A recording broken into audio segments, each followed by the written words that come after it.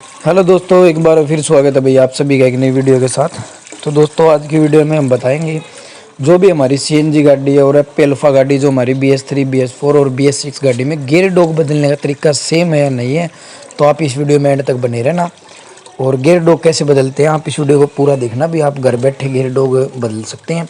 अगर आपकी गाड़ी के गियर लगने में प्रॉब्लम आ रही है तो सबसे पहले स्टेप जो होता है वो गियर डॉग ही चेंज करना होता है। तो इस वीडियो में आप एंड तक बने रहना भाई।